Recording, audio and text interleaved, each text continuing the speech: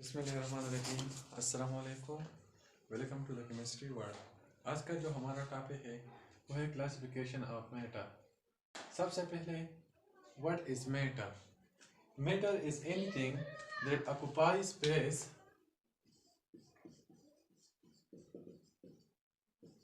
and has mass is called matter. Matter is anything that occupies space and has mass is called matter. हर वो चीज़ जो वज़न रखती है और जगह घेरती है हम उसको मैटर यानी मादा कहते हैं। आपको जितनी भी चीज़ें आपके इर्द गिर्द नज़र आ रही है तो वो सब के सब क्या है? मैटर है।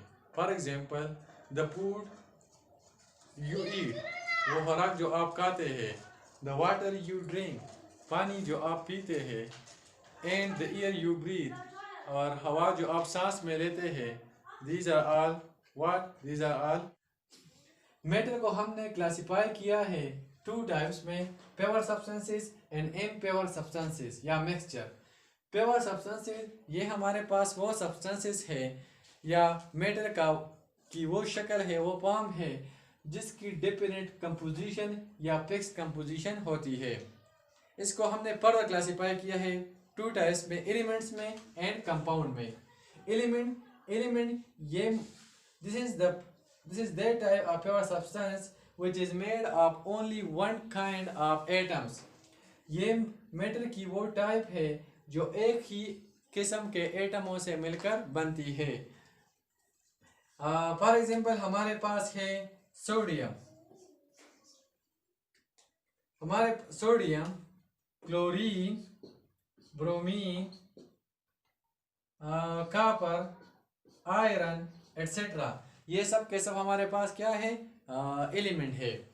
एलिमेंट्स फॉर एग्जाम्पल हमारे पास आयरन का एक कॉपर या आयरन का एक वायर है कॉपर का, तो ये वायर ये तार जितने भी एटमों से मिलकर बना है वो सब के सब कॉपर के ही होंगे। कॉपर के अलावा इसमें कोई दूसरा एट है। इसके अलावा पीरियोडिक टेबल में आपको जितने भी एलिमेंट्स दिखाई देते हैं पीरियोडिक में, ये पूरा के पूरे क्या है? हमारे पास एलिमेंट है। अभी तक जो एलिमेंट डिस्कवर हुए हैं वो 118 है। 118 में से जो 92 है वहन में, वो हमारे पास इस यूनिवर्स में मौजूद है, कायनात में मौजूद है, लेकिन साइंटिस्ट ने सिर्फ उनको डिस्कवर किया है। बाकी जो 26 है ये साइंटिस्ट ने आर्टिफिशियल के तरीके से लैब में इसको बनाए हैं। हमारे पास जो दूसरी चीज़ है वो है कंपाउंड। तो compound is also the purest form of matter, ये मैटर की प्योर फॉर्म है। इसमें when two or more than two different types of atom are chemically combined together, when two or more than two different types of atoms are chemically combined together they form compound।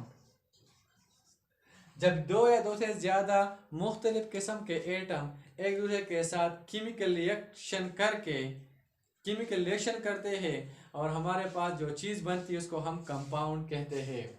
Compound में atoms की एक fixed ratio होती है। For example हमारे पास है water का जो formula है वो है H2O। ये हमारे वाटर एक कंपाउंड है। ये दो एटम्स हाइड्रोजन और ऑक्सीजन से मिलकर बना है। इसमें जो इसकी जो रेशो है, इसमें 2 हाइड्रोजन है एंड 1 ऑक्सीजन, तो इसमें इसका रेशो क्या है? 2:1। अभी अगर वाटर को हम किसी भी सोर्स से हासिल करें, चाहे वो रेन वाटर हो, बारिश का पानी हो, किसी नदी का पानी हो, या अंडरग्राउंड वाटर हो, ज़मीन जो पानी है वो हो, उससे हम कोई सैंपल लें तो उन सब सैंपलों में इसकी जो कंपोजिशन होगी वो 2:1 होगी। तो कंपाउंड की जो कंपोजिशन होती है वो फिक्स्ड होती है। इसके अलावा हमारे पास बहुत से कंपाउंड हैं। फॉर एग्जांपल हमारे पास है sulphuric acid H2SO4, nitric acid HNO3, sodium chloride NaCl etcetera. Compound को रिप्रेजेंट करने के लिए हम फार्मूला यूज़ करते हैं। हमारे पास कई फार्मूले हैं कंपाउंड को रिप्रेजेंट करने के लिए। Molecular formula for example, empirical formula है। तो कंपाउंड को रिप्रेजेंट करने के लिए हम फार्मूला यूज़ करते हैं। इसके अलावा कंपाउंड की जो कंपोनेंट्स या रिएक्टेंट्स होती है, जिन चीज़ों से मिलकर ये कंपाउंड बनता है, वो उनकी प्रॉपर्टीज़ कंपाउंड में बरकरार नहीं रहती बल्कि वो चेंज हो जाती है। फॉर एग्जांपल, हमारे पास है हाइड्रोजन एंड ऑक्सीजन, ये दोनों जब रिएक्शन करते हैं तो हमारे पास वाटर मॉलिक्यूल बनता है। यहाँ पे हाइड्रोजन, इसकी जो प्रॉपर्टी है वो है बर्निंग, ये जलता है।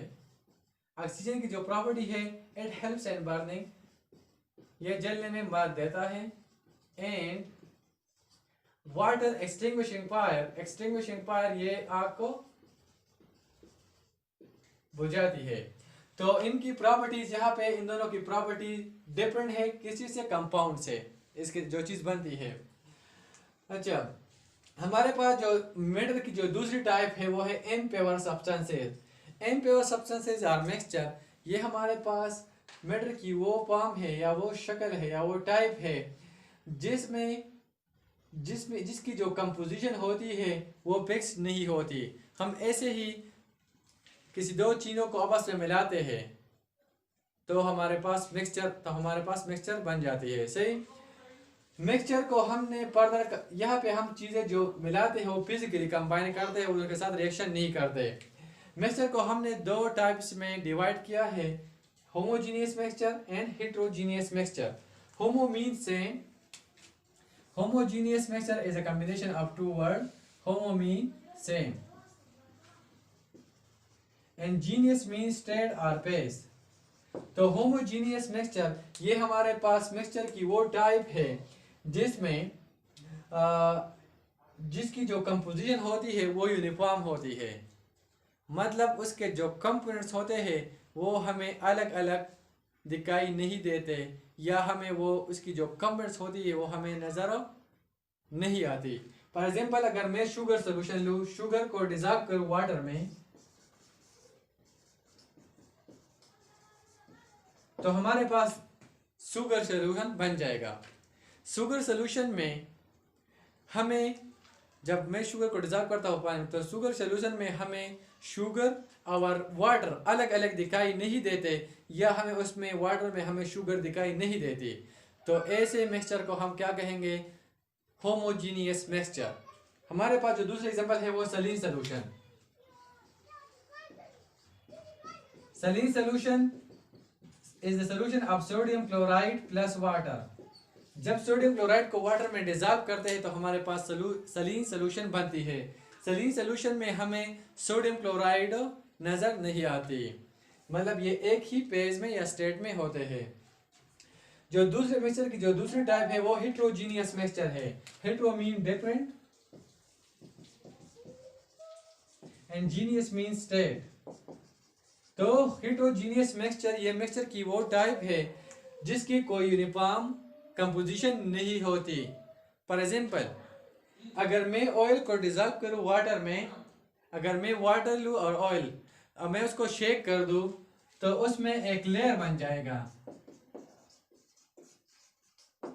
एक लेयर ऑयल का होगा और दूसरा वाटर का होगा, मतलब कि हम ऑयल और वाटर को देख सकते हैं। तो ऐसे मिक्सचर को जिसमें उसकी कंपोनेंट्स को हमें अलग अलग नजर आती है, तो ऐसे मिक्सचर को हम हेटेरोजीनियस मिक्सचर कहते हैं। हेटेरोजीनियस मिक्सचर, फॉर एग्जांपल, अगर मट्टी लूँ, सैंड और water, mud plus sand plus water लूँ और मैं इसको शेक कर दूँ तो हमें मट्टी, रेत और पानी अलग अलग दिखाई देती है। तो ऐसे मिक्सचर को हम क्या कहेंगे, हेटेरोजीनियस मिक्सचर। इसके अलावा हमारे पास जो दूसरे कॉमन इसके एग्जांपल है वो है सलाद, अचार। तो ये क्या है, हमारे पास हेटेरोजीनियस मिक्सचर है। मिक्सचर और सब्सटेंसेस, मिक्सचर और कंपाउंड में डिफरेंस ये है कि मिक्सचर की जो कंपोनेंट्स होती है ये अपनी प्रॉपर्टीज मिक्सचर में बरकरार रखती है। फॉर एग्जांपल, अगर मैं शुगर सोल्यूशन की बात करूँ तो शुगर सोल्यूशन का जो जायका होता है वो मीठा होता है। ये मीठा जायका किसकी वजह से, ये चूँकि वाटर का कोई जायका नहीं है, सिर्फ शुगर का मीठा जायका है। तो जो शुगर सोल्यूशन का जो जायका है वो किसकी वजह से, शुगर की वजह से। अगर मैं सलीन सोल्यूशन लूँ तो वो उसका जो जायका होगा साल्टिश होगा, नमकीन। तो ये नमकीन जायका सोडियम क्लोराइड की वजह से सॉल्यूशन का होता है। इस तरह कंपाउंड की जो रिएक्टेंट की जो प्रॉपर्टी होती है वो बरकरार नहीं रहती, जिस तरह मैंने पहले बात की, वो चेंज हो जाती है। इसके अलावा मिक्सचर के जो कंपोनेंट्स होते हैं हम उसको आसानी के साथ फिजिकल मेथड के जरिए सेपरेट कर सकते हैं। फॉर एग्जाम्पल अगर मैं सॉल्ट सोल्यूशन को मैं उसको हीट अप कर दूँ तो वाटर बहारात एवापोरेट हो जाएगा, बहारात की शक्ल में उससे उड़ जाएगा और बेगर के पेंदे में हमारे पास साल्ट रह जाएगी। इस तरह अगर मैं आयरन पाउडर फॉर्म में लूँ और दूसरा क्या है आयरन प्लस सल्फर, अगर मैं इसको दूसरे को एक के साथ मिक्स कर दूं तो हमारे पास एक मिक्सचर बन जाएगा। अभी इस मिक्सचर में मैं आयरन और सल्फर को फिजिकल मेथड के जरिए सेपरेट कर सकता हूँ। फॉर एग्जाम्पल अगर मैं एक मैग्नेट लाऊं और इसमें इसके करीब लाऊं तो ये आयरन को कलेक्ट करेगा और नीचे हमारे पास बर्तन में सल्फर रह जाएगी। अगर मैं इसको हीट अप कर दूं आयरन और सल्फर को दूसरे के साथ केमिकल रिएक्शन करके हमारे पास आयरन सल्फाइड बनाएंगे। तो आयरन सल्फाइड को हम फिजिकल मेथड के जरिए से या मैग्नेट के जरिए से सेपरेट नहीं कर सकते। तो इस दोनों में ये थोड़ा सा ये डिफरेंस है। ये जो 3 बातें थी मैटर के हवाले से, उस क्लासिफिकेशन के हवाले से उम्मीद करता हूँ आप लोगों को आज का टॉपिक समझ आ गया होगा। अगर कहीं पे भी आपको समझ नहीं आई तो आप कमेंट में क्वेश्चन पूछ सकते हैं।